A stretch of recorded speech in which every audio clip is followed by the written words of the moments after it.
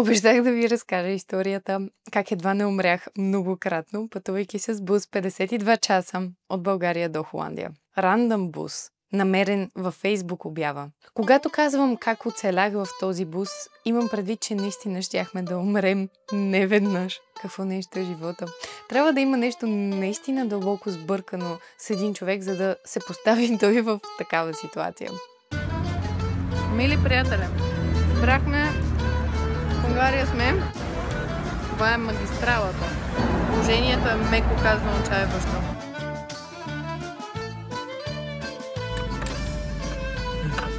Това е опасно, че като има лава връзка гре, може да запалиш. Но нека започна от начало. Защо въобще реших да пътувам с бус, а не с самолет? Когато реших, че ще се местя в Холандия, когато си намерих магистратура, работа, квартира и така нататък, аз се местих там с идеята, че започвам наново. Бях преживяла някакви тежки неща. Не исках да стоя тук. Исках да избягам от средата, от атмосферата, от познатото, от старото и да започна наново в Холандия. Но също така имам куче. Кучетата над 8 кг не могат да се возят в самолета. С пътниците трябва да бъдат в каргото на самолета. Моето куче няма шанс да преживее такова нещо. Тя е много страхлива. Над 8 кг е. Съответно трябваше да е с някакъв наземен транспорт. Ой, Боже! Хора, правете си проучвания. Просто проучвайте нещата, преди да правите такива радикални големи решения. Аз какво го казвам? Няма много хора, които постъпват така глупаво като мен. Поне така си мисля. Мисля, че повечето хора биха постъпили много по-умно в тази ситуация и биха си направили проучвания, за да разберат, че има фирми, таксита, които превозват домашни любимци в много така човешки отношения, нали, от източна до западна Европа и обратно. Но аз бях толкова изморена, изтощена от всичко. Започване на бизнес, събиране пари, търсене на квартира, емоционален бърнаут, че просто нямах сили. Отворих Фейсбук, написах пътуване, сигурно съм написала пътуване България, Холандия, намерих някаква страница, обадих се по телефона, казах на човека, трябва да бъда в Холандия на 14 август, той каза добре и това беше. Майка ми, както може да си представите, не реагира добре на тази идея. Аз обаче и се изрепчих естествено, така чисто по много зрял начин, изрепчих и се и ти каза, добре, моля те поне, обади се да попиташ колко време ще пътувате и също така обади се да попиташ има ли климатик в буса. Все пак и средата на август. Аз се обадих, попитах, човек аз да, има климатик, ами около 35 часа. Викам, окей. Отивам на въпросната дата, 12 август, на Централна гара и виждам пред себе си един бус, който изглежда толкова окаян, паянтов, разнебитен, каквато щете дума си измислете. Въпросният бус беше пълен с гастарбайтери от ромски происход, които бяха неграмотни, нямаха никаква идея къде отиват. И всъщност, освен мен, имаше само още едно момче, мой набор, който беше най-голямата свежарка на света. За целта на историята ще го наричам Мишо. Та Мишо беше пристигнал с една раничка, един такъв стегнат, спортен, изпълнен с позитивизъм и ентусиазъм и от раничката стърчеше една ракета за тенис. И аз викам, бре, това момче с толкова малко багаж, къде пък е тръгнал и той с този бус да пътува? И сядаме един до друг на първата предна седалка до шофьора. Това е бус с, аз би ги нарекла 2 седалки половина и аз съм по средата на средната седалка, където единия крак не можех да си го опъна и се сменяхме. В краката ни лежеше Ария, кучето ми, и тръгваме. И аз тръгвам с един такъв също ентусиазъм, оптимизъм. Чувствам, че напускам стария си живот, напускам така балканската реалност и отивам в цивилизована Западна Европа. Ама само ако знаех какво ще ми се случи, съм сигурна, че щях да слезна и просто да си останам в София и да намеря друг начин да стигна до Холандия. Та Мишо си мислил, че ние ще пътуваме само 22 часа, защото така му показва Google Maps. Не знам кой е по-луд. Аз или Мишо. Все още не мога да си обясням. Ако не беше Мишо, аз нямаше да оцелея това пътуване. Само това ми е ясно. Този човек... Където си, Мишо, благодаря ти. Благодаря ти. Благодаря ти, че беше се заблудил така жестоко и беше тръгнал с този бус, за да не пътувам сама. Та когато разбра, че всъщност ще пътуваме 35 часа, трябваше да са 35 часа по уговорки, на него му стана лошо. половин час не можеше да си отвори устата. Вече беше много късно.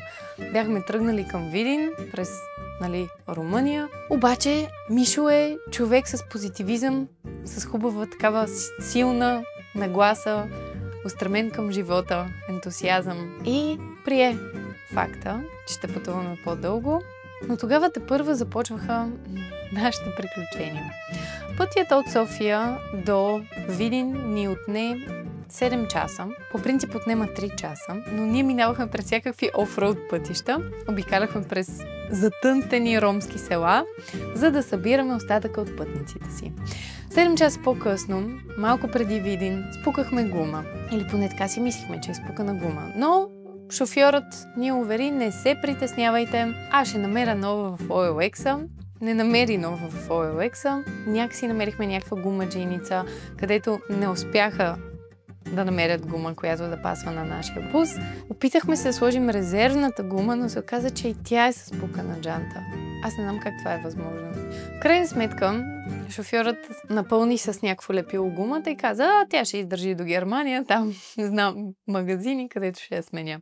Имам пътепис. Спомням си, че положението беше толкова зле и толкова отчаиващо, че просто започнах да пиша, докато съм в буса, за да мога с нещо да си ангажирам съзнанието. Искам да ви прочита нещо от написаното. След 15 часа път се намирам някъде в Румъния на някакъв странен път. Пътувам в бус, който едва не се разпада по пътя. Левият ми крак е непрестанно сгънат, защото няма място да го опъна. От час и половина сме спрели и аз се чудя на кое да обръщам по-малко внимание. На болката в кръста, хъркането в буса или ужасния задух. Затова пиша. Ако не оцелея в това пътуване, поне да излезне нещо от него. Очаквам утре шофьорът да пусне флашката с музиката. Тръпна в нетърпение. За сега песните вървят без звук и на екранчето на радиото се изписва само заглавието на албума с заплашително червен цвят. То гласи "Ромски перли". Така че очаквам купон на сутринта. Както Мишо каза, кимайки към радиото, утре ще подпалим мишниците. Не знам как да опиша душевното си състояние в момента. То като че ли просто спря да съществува. Няма да се очудя, ако душата ми се отказа от мен и просто си останала на дивана в София. Сигурно си мрънка под носа, умирай без мен, като толкова знаеш. Полусвяз, от жега смрад и лепкава пот, не се умях да почувствам душевното си състояние. То по-скоро остана на заден план пред насъщните въпроси, като главният от тях е дали ще оцелея. Спътниците ми по съдба отзад почват да се разсъбуждат. Чува се тихо виене на кючек от слушалки. Бурята идва. Гответе се. Утре ще подпалим мишниците. А само да кажа, следващата глава се казва "Един лут и булка за продам". Булката бях аз. Нека да кажа малко повече за шофьорът. Начинът, по който шофираше нашият любим шофьор, беше следният. През нощта шофираше така, с някаква зверска скорост, на ръба да заспи. Аз го гледам как е така, седи и вече ще заспи. За 52 часа той спа 6 часа, аз го следях и му ги броих. Направо имах чувство, че ще умрем във всеки един момент, а през деня компенсираше с супер бавно каране, включително по магистралите. Беше си закачил телефона на прозореца и или си говорише с жена си по месенджер, или с другите шофьори. И нека сега да ви разкрия тази конспирация. Оказва се, че има цяла мрежа от шофьори от ромски происход, които превозват пътници от ромски происход, обикновено неграмотни хорица, които ги биват взети от врата А в България и закарани до врата Б в Германия, където или работят, или отиват на гости на семействата си, но тези хора плащат същите пари, ако не и повече от парите, които биха платили за самолетен билет, просто защото не могат да се справят с това, може би да си купят билет, да минат през летището. Това са хора, повечето от хората в буса не можеха да четат. Тези шофьори пътуват през Сърбия, през Румъния. Имаше разговори, в които те се надцакваха с нашия шофьор и казаха, много по-добре да се мине тук през Сърбия, през Австрия. Той вика, бегай, къде там само глоби в Австрия да ми лепят. И така имаше спорове задълбочени. Разбирате, тук се обсъждат сериозни неща. По средата на пътуването разменихме пътници. Никой не питаше тези пътници дали искат да бъдат разменени, искат ли да отидат в една кола, в друга кола, но ние просто така дадохме 3 пътника и взехме една двойка, възрастни мъж и жена, които отиваха към Германия да помагат на дечицата си с техните деца. Въпросните баба и дядо, нека така да ги наричаме, бяха изключително колоритни личности. Бабата не спря да се оплаква през цялото време колко скучно било в нашия бус. И казваше: нашия шофьор беше толкова по-готин, ние си слушахме Кючек през целия път, а той хем шофира, хем танцува. И така го имитираше. И аз просто седях и си казвах: Боже, благодаря, че не бях в другата кола. Там полезно е човек и в такива ситуации да намира за какво да бъде благодарен. Същите тези баба и дядо. Дядото разказваше, бяхме спрели на една бензиностанция и разказваше следната история. Моя внук на 17 години хвана и открадна една девойка и нямаше какво. Трябваше да ги женим, ама трябваше да платя 20 000 лева за нея. При което това го разказва на шофьора. Шофьора се обръща към мен и вика: 20 000 лева, бре, много бе. Тая булка да вземи нея да я продадем. Не ми беше смешно. Само кажа, в този момент изобщо не ми беше смешно. Решил да се жени. Той булка сака на 17 години. Гемале и дядото те бела. Докато се оправим, докато дадем парите. 20 000 лева ми взимаха хората за нея. Толкова ли иска? И това година Да, 8. проведе ми тази булка лекар. И година 8. Аз просто се обърнах към Мишо, хванах го за ръка и просто казах: моля те, не ме пускай, бъди до мен, спаси ме. Да. На границата слагаше рушвети и подкупваше граничната полиция. Не знам защо. Мисля, че нищо от цялата тая работа не е легална. После четох някакви неща, че за да превозваш пътници, нали, съответно да им взимаш пари, ти трябва да имаш някакви лицензии и така нататък, като транспортна компания. Естествено, такива неща нямаше при нас. Но, когато стигнахме Унгария, хора, не мога да ви опиша чувството. Вече бяхме в Шенген. Нямаше граници. Бяхме минали, може би, половината път. Възвръщаше се надеждата. И аз започвах да вярвам, че ние все пак ще оцелеем и няма да умрем. И точно когато си помислиш така, най-лошото се случва, или ти си мислиш, че е най-лошото, но после оказва, че има и по-лошо. Преди да ви разкажа как щяхме да се запалим, искам само да отбележа две неща. Този бус беше с сериозно пукнато предно стъкло. Другото изключително нещо за този бус беше, че той нямаше работещ скоростомер. Да. Ето толкова километра в час.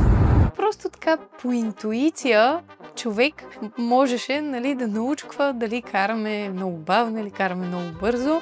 Както казах преди, аз по интуиция прецених, че през нощта шофьора кара като луд, такъв се опитва да не заспи пред кормилото, а през деня се влачихме като охлюви. Просто те всички ни задминаваха. Той си гледаше TikTok клипчета, говореше си там с хората.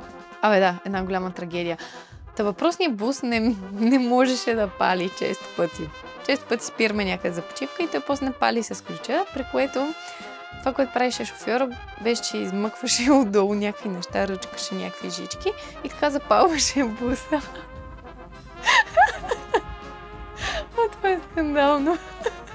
Един път сме спрели и някакви пак негови колеги, които не превозваха хора, ами автомобил за България. Срещаме се на една бензиностанция и уж тръгваме, ама не мога да тръгнем и той вади всички жички, някаква отвертка, защото този път не става така лесно. И с някаква отвертка нещо ръчка, а другия, неговия колега, е застанал на прозореца и му казва: внимавай, че тук ако оцелиш грешните, ще гръмнете за секунда. И аз седа и му света с телефона, нали, снимам и просто се моля да не гръмнем.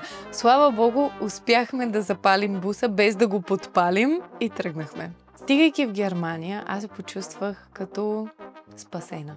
Немски език, ред, Западна Европа, мирише на нещо различно от миризмата на Балканите.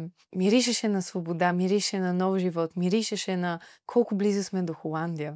Това беше една от точките, в които оптимизмът ми беше най-висок. Докато не се случи следното нещо. Един човечец, който си седеше през цялото пътуване, 30 и кусор часа, съвсем кротичко отзад, изведнъж полудя. Последствие, така от шофьора разбрах, че този човек имал 5 деца, жена и работодателя му го пратил на Централна гара в нашия бус и как заръчал на да карай го еди къде си в Германия, за да работи. Взел като гаранция личната му карта в себе си, за да бъде сигурен, че ще му бъде платено, когато остави въпросния човек.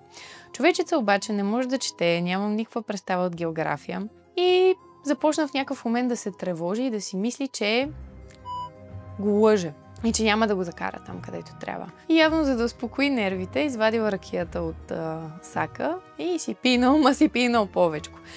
Само, че ракията вместо да го успокои, засилила тревогите му. И това, което се случи, което аз видях, беше, че бяхме спрели на едно разширение, на един паркинг до магистралата в Германия. Имаше и други коли. В средата на нощта шофьорът спира, за да поспи малко. И малко преди това този човек беше започнал вече да мрънка и да казва: ма ти къде ме водиш? Ма ние тук не завиваме натам. Той си няма халхабер къде сме, но обаче просто човека изпадна в някаква паника, някаква невроза получи, не знам какво му се случи. И шофьорът къв му се репичи и вика: бе, глупости, бе, лут ли си, бе? Спираме на въпросното място и този човек, както седи отзад, минава отгоре през седалката, някакси така се провира и излиза през предната врата и казва: отивам да пушам, а буквално в скута му е така слезна и излезна. Не знам как се случва това. И шофьорът е такъв: абе, майната му, заспа.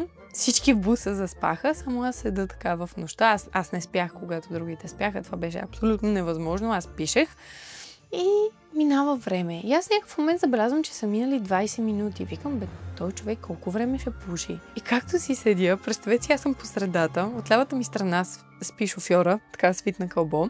От дясната ми страна е Мишо, който спи така облегнат на прозореца. Аз седа ето така. Кучето седи разплюкано в краката пред умирачка и в някакъв момент беше като хорър филм. Две ръце ето така се праскат на прозореца и от едната ръка тече кръв и започва да се блъска и да се вика нещо. И аз съм в шок. Виждам въпросния човек, който беше излезнал, гол от кръста нагоре, с кръв по ръката, блъска по прозореца. Ще се опитам да цитирам съвсем точно. Убих са! Убих са! Дай ми личната карта! Отидох да сира на оградата и се убих! Дай ми личната карта! Ей тука, ще ме закарат! 2 души намерих до болница! Се събужда, поглежда го, взима личната карта, отваря прозореца, хвърля я. Човечецът си взима личната карта от пода, тича към въпросната кола с 2 души, които трябва да го закарат до болницата. Те обаче са се заключили в колата, палят и дим да ги няма. Съответно той тръгва да тича към нас. В този момент пали колата и дим да ни няма. Багаж на този човек беше в нашата кола. Там си остана. Този човек остана в студената лятна нощ в Германия, без горна дреха, с порязана ръка, от която течеше кръв и с лична карта. Не беше сериозно наранен, обаче все пак аз бях така: това не е човешко. В този момент имах най-смесните чувства на света. От една страна бях благодарна, че този човек не е в колата. В смисъл, той беше обезумял. Просто поведението му беше на чисто човек. Беше си супер страшно. От друга страна се чувствах толкова зле и толкова притеснена за този човек и какво ще му се случи. За разлика от шофьора, който беше такъв: тук до няколко дни ще го депортират обратно в България. От този момент нататък аз и Мишо се въртяхме на смени. Съвсем оправдано според мен се появи страха, че след като шофьорът остави този човек толкова лесно, го изостави, просто го изхвърли от буса, ние бяхме такива: защо не би оставил и нас? Кой ни знае? Багажа ни е в буса. В такива моменти се раждат всякакви мисли. Съответно, като спирахме на някаква бензиностанция, седеше при буса, докато аз стира до тоалетна, после се сменяхме и когато вече оставихме последните хорица, въпросната възрастна двойка при децата им и бяхме само аз и шофьора, някакси вече знаех, че ще стигна. Вече се бях успокоила, че няма да ме остави някъде по пътя. Бяхме точно преди границата с Холандия, но аз се намирах пред един доста сериозен проблем. Вследствие на пътуването в жегата в този автобус, който естествено нямаше климатик, в смисъл той нямаше работещ скоростомер, нямаше здраво стъкло, нямаше здрава гума, камо ли пък да има климатик. Това беше картонения бус, както Мишо го наричаше. Вследствие на това нещо, аз миришех по начин, по който Не знам, нали знаете как като пътувате в трамвая и понякога влиза някакъв човечец, кошар и просто всички хора се местят в другата част на трамвая. Аз миришех ето така. Не преувеличавам. Миришех отвратително. Нямаше шанс да пристигна в този вид в Холандия и хазяинът ми се квартирант да ме пусне в квартирата. Нямаше шанс. Краката ми бяха подути като на слон. Цялата бях изприщена от мръсотия и пот. Имах пъпки по целия гръб, по цялото лице. Бяха ми излезнали екземи по краката. Толкова много ни миришеха краката, че пътувахме. В един момент си бяхме завързали нейлонови пликчета около обувките и пътувахме така, защото иначе смъртта беше просто непоносима в буса. И това беше последното предизвикателство, пред което бях изправена. Как да се избавя от вида си на лагерен пленник и от миризмата си на кошар, който не се е къпал от 3 месеца. Принудих шофьора да ми намери бензиностанция в Германия за тираджи, където има душове. Този душ за 3,50 евро беше най-блаженото усещане за цялото ми пътешествие. Събляках всичките си дрехи, обувки и ги запечатах в един плик, който завързах по най-добрия начин, за да може смъртта да не се разнася наоколо. Влезнах под душа, имах само шампуан в себе си, цялата се изкъпах с шампуан, направо почти си свалих кожата от търкане и си облякох някакви чисти дрехи и джапанки, защото това ми бяха единствените други обувки, които имах под ръка. И така си стигнах в Холандия. Като влезнах в буса, не седнах на предната седалка между потните тела, ами седнах на задната седалка и за да може краката ми в джапанките да не са толкова зле, огромни подути като слон. Последните 2 часа от пътуването ги изкарах легнал ето така, с краката нагоре. Оставиха ме на адреса. Мишо беше последен за Амстердам. Разделихме се по живо и по здраво. И мен ми трябваше около седмица да се възстановя от всичко това. Психически, физически, всякак. Но в крайна сметка написах разказ. Поне това нещо излезе. Ако ви е любопитно да прочетете цялата история, има линк под видеото към блога ми, където ще качвам разни неща, които съм писала. Това е първото нещо. Искам да спомена няколко неща за Мишо. Мишо беше тръгнал да изненада приятелката си в Амстердам за имения й ден. Тя не знаеше, че той ще идва. И понеже няма удобни билети, намерил този бус. И той така като мене. И си представил, че 20 няколко часа ще стигне, колко му е. Та с тази идея беше тръгнал. Аз си казах, аз преживях цялото това нещо, тези 52 часа, където щяхме да умрем многократно. Преживях ги все пак с някаква идея и мисъл в главата си, че аз отивам, местя целия си живот в нова държава, започвам от начало, бягам от старото. Докато Мишо просто отива за 4 дни в Амстердам на гости на приятелката си и минава през този кошмар. Мишо имаше невероятна нагласа за живота. Той беше, предполагам, още вярващ човек, християнин с много хубави ценности. И всъщност аз бях много впечатлена от нагласата и настройката му. Той беше убеден, че Господ ни пази, че ни закриля, че ще стигнем живи и здрави. Имахме много моменти с него, в които се смеехме до болка, защото абсурда на ситуацията беше толкова голям, толкова невъобразим, че в някакъв момент единственото, което ни оставаше, беше да се смеем. И не можехме да спрем да се смеем. Просто е така и шофьора, и той почваше да се смее. И се смеем и не можем да спрем да се смеем, защото той е толкова отчаиващо, че няма на къде повече и просто е изключително смешно. И всъщност през това пътуване се смях много. Знам, че това звучи безумно. Беше огромен стрес, истински страх, истинско съмнение дали ще оцелея. Но имаше много моменти на смях и на просто тези моменти, в които успявахме да погледнем на себе си отдалече и си кажем, това не е реално. Това, което ни се случва, просто не е реално, то не е възможно. Но от друга страна, като се замислиш, ако не преживееш нещо такова, никога няма да знаеш, че има такива светове, че има такива хора, че такова нещо може да ти се случи, че можеш да го преживееш, че можеш успешно да минеш през него, да оцелееш. Това някакси остана едно много паметно събитие в живота ми. Не мога дори да кажа, че научих много от него, но беше просто истинско преживяване. Такова преживяване, което да, безспорно е ненужно, безспорно е плод на много глупост, но Преживяване, което те оставя да се чувства жив. Преживяване, което, когато се връщам към него и съм такава, вау.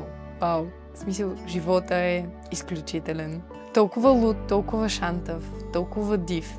Историята и опита, с които останах вследствие на това преживяване, са безценни. И не съжалявам.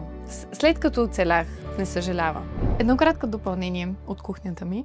Разказът ми е с опит да извлече максимално хумористичното от историята, но мисля, че е важно тук да отбележа, че това, което видях и това, на което станах свидетел, много промени цялото ми виждане за това разделение, което има в България между българи от ромски произход и такива, които не са от ромски произход. Знам, че въпросът е сложен, комплексен, много хора заемат екстремни страни. Има, за жалост, доста омраза към ромското население. Това, което аз видях, ме накара да се замисля и да си дам сметка, че има значение откъде идваш. Има значение средата, в която си израснал, нещата, до които си имал достъп и тези, до които си нямал достъп. Когато пристигнахме в Германия, оставихме последните двама пътника, така наречените баба и дядо. Имах така радостта да се запозная с, мисля, че беше тяхната дъщеря, която имаше малко момиченце на 8-9 години, едно красиво същество, което ходеше на училище там в Германия. И това, което видях, ме зарадва, защото тези хора бяха образовани, бяха си стъпили на краката, бяха създали за себе си един по-добър живот и за техните деца. И просто не мисля, че във всички случаи е вярно това, което много хора казват, българите от ромски произход отиват на Запад просто да излагат България. И смятам, че преди да решим да съдим и да сочим с пръсти, е хубаво да познаваме този, когото съдим. И често пъти, когато познаем по-добре страната, която съдим, всъщност спираме да я съдим. Ще се радвам да споделите в коментарите как ви се е сторила тази история. И пак казвам, ако имате желание да прочетете целия разказ, линкът е долу в описанието. Благодаря ви, че гледахте и че слушахте моите луди истории.